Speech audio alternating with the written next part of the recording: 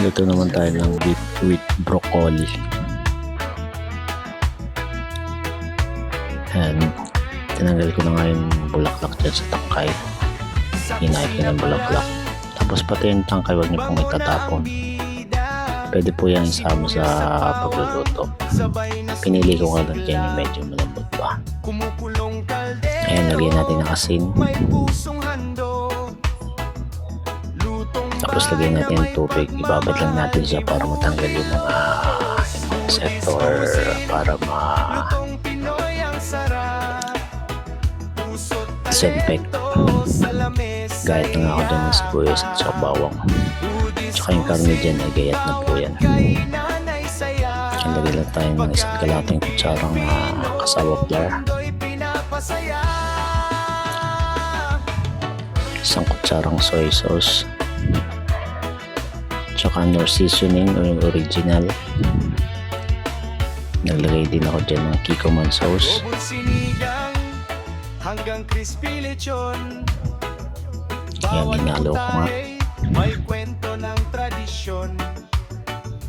Kare-kare pansit, lutong Pinoy. Additional ako nandiyan ng tubig. Sa bawat kagat mo, saya ang kasama palagi.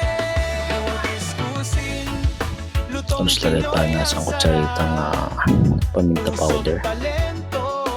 Ayan, haluin hanggang sa maging close ulit sila.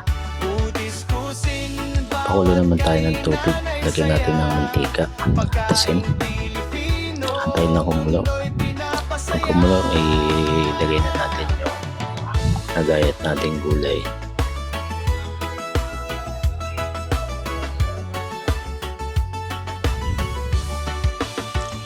Ayan, hanguin.